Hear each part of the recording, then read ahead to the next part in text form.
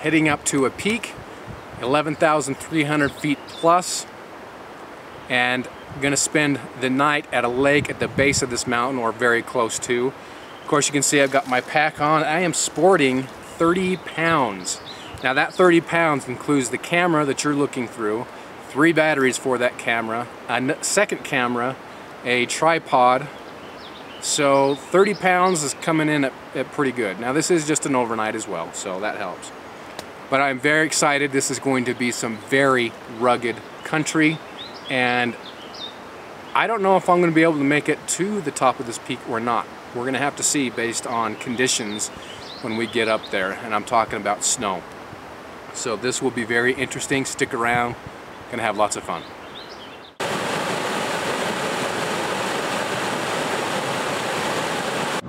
Put in the time necessary at work to finish the day, so now we are heading up to the canyon. We'll do the typical, what I often find myself doing is changing clothes at the trailhead, and we'll head on up. Also called the wife and told her one last reminder of where I am going, especially being solo, up there solo, where I'm going exactly and when I expect to be home. But that way it's good if I don't show up for a long time. They know exactly where I am, they know where to look, and hopefully if something were to happen, they could get to me quickly. Just arrived at the trailhead. Of course, now is the time to change, and that's where nice tinted windows come into play. But a very beautiful area. Still snow. Still some snow. At the time I'm filming this, this is mid-June 2013.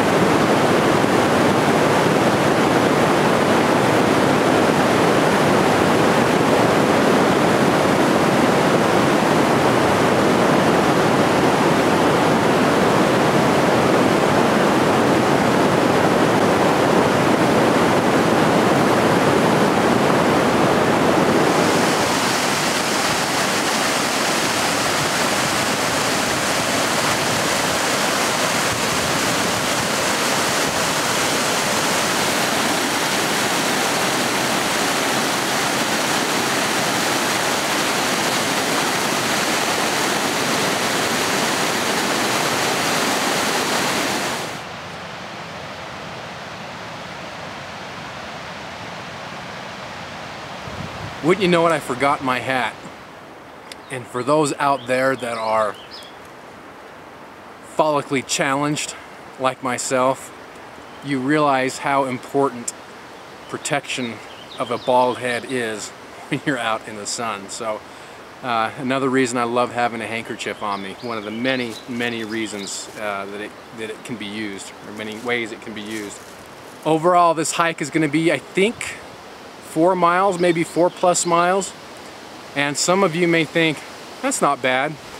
But there is a lot of elevation gain in this as well. I think it's 3,700 feet elevation gain at about 4.5 miles. So decent, pretty decent. My 2 concerns of getting to where I want to be are, 1, my shape. I think I can do it. I got enough determination. Might be slow. And 2, how much snow is at the top. That could be the limiting factor. So we'll play it by ear as we head up. Beautiful area. I have been on this trail once before, and up to the lake that same time, probably 2-3 years ago actually.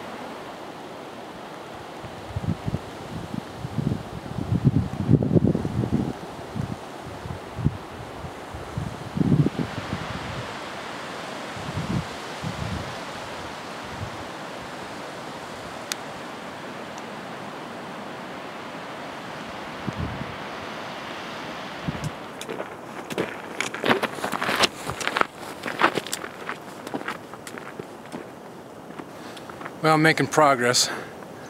Just stopping on the trail to take a little bit of a breather here. It's hot, very hot. But it's nice. Getting closer. I don't know how much further, maybe a mile and a half, I think. And I've actually been up here twice. Earlier I said once, but I think I came up here during the winter once, or at least during early spring. Most of this, or a big portion of it, was still covered in snow. And then I did come up in the summer once, so I have been up this trail twice. You see that behind me there?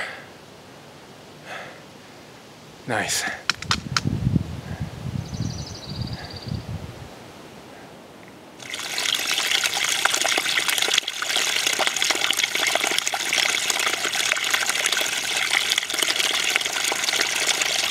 Be honest, who had to pee after that clip?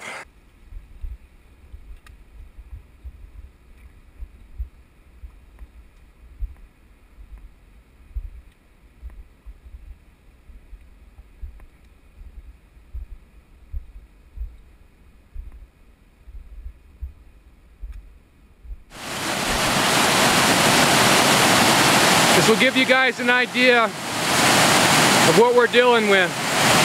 We're not yet at 10,000 feet, and you can see there's still quite a bit of snow up here. Battery just died, had to switch batteries. But this gives you an idea. Now this is, especially this slope right here, this is a northeast facing slope, and you can see it's kind of down here in the canyon. So it receives a lot of protection from the sun. But it's a little indicator of what we might face when trying to bag that peak.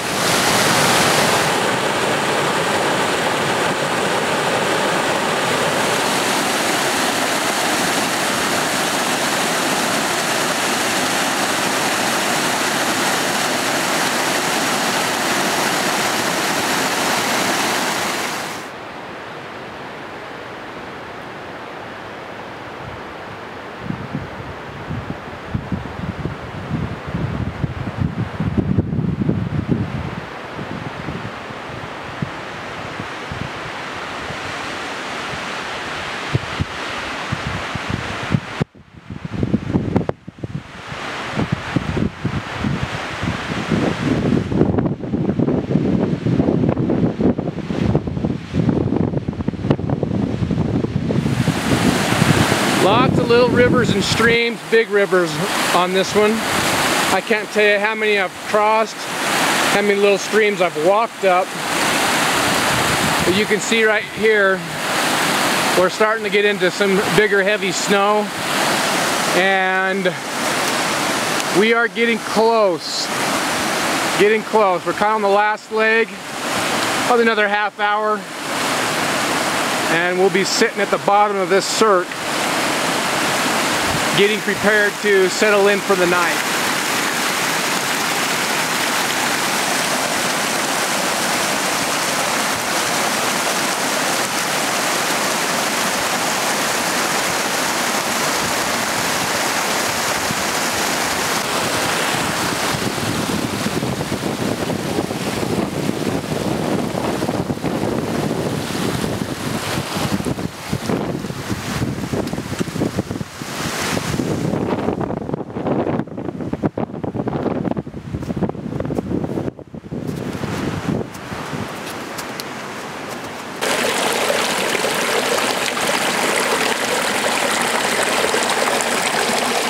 Yeah, it might be hard to find water to filter up here. Not enough snow, not enough streams.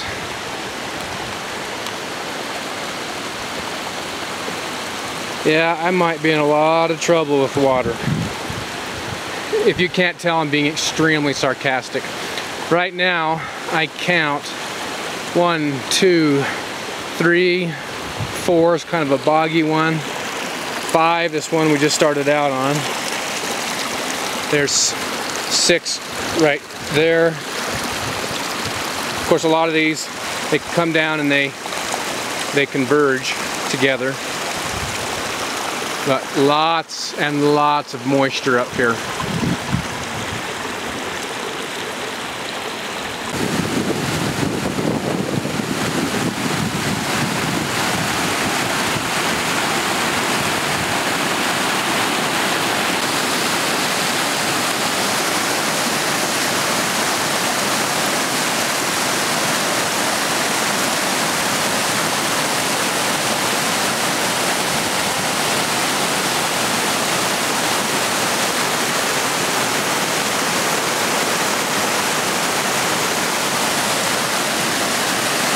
I lost the trail a while ago.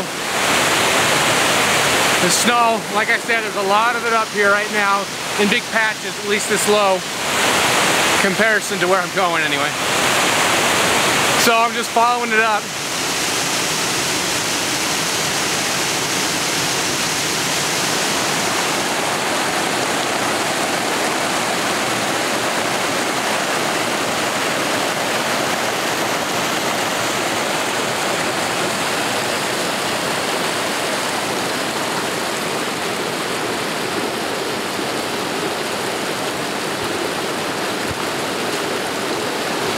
This is where you have to be careful this time of year. You see this stream comes down, undercuts the snow, and then pops out right here. So it looks like to me someone actually put this on to kind of key you into that. So if you were to cross this, and you're not gonna die, but you fall in, your feet get soaked, you're spending the night, it could be pretty miserable. Of course, you'd start a fire and warm up and dry out as much as you could.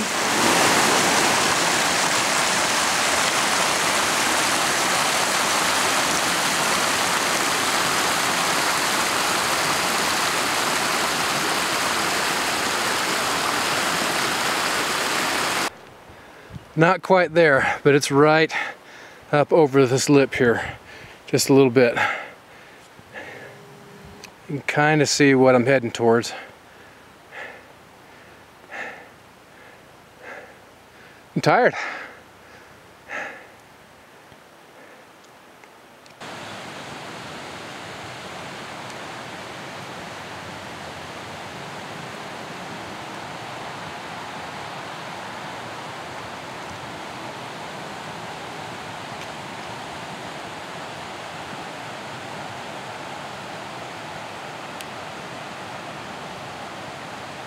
Look at that.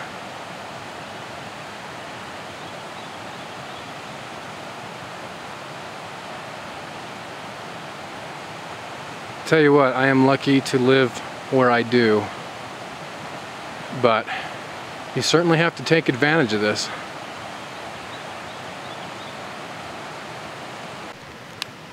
Somebody asked me, I can't remember who, and if it was either on YouTube or Facebook, but they asked if I run into any thorny bushes out here, and I do. If we can get this to focus here. So you can see that guy right there. They're not very big. They can be irritable once they get in you. These are just in bloom. You can see that's still coming out of dormancy. But there's some other, I think it's called thistle. That stuff, that's thorny. But by and large, at least in these type of areas, I don't deal with a lot of it. Not like you would in the desert. Patriot 36, he's shown some really good examples in his area, desert area, of some pretty wicked plants. Here's a fun track. I want to say raccoon, possibly, but I'm guessing. Goal 1 achieved. Dropped the pack there. And there is the lake. So I've been here just long enough, like I said there, to drop my pack. Oh, it feels good to get that pack off. And we'll come take a look around.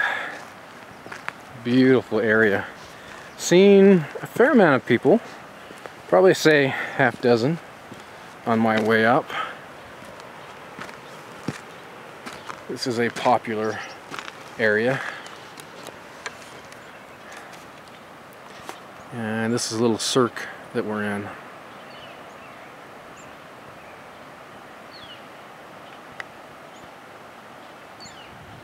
Plan tomorrow morning is to hit this ridge line up here.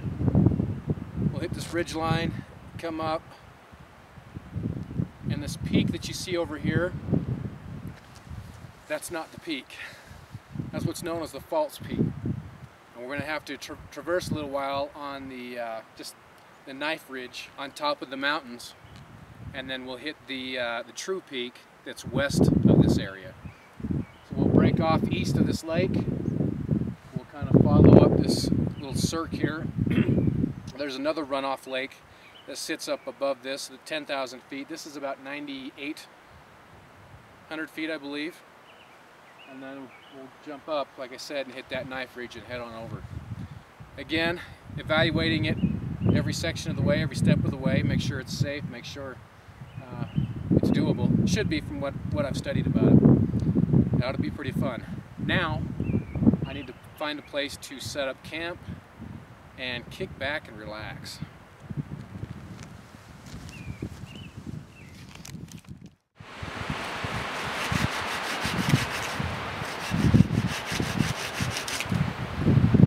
Not shortening the life of my blade unnecessarily.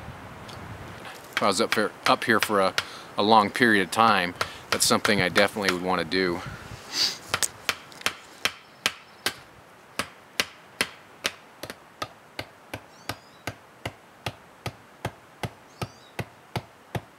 It's relatively easy to kind of spread it open like this and give yourself some room. But it's just so cramped in there that I prefer this style or another style that I've used that gives you a little more open space when needed.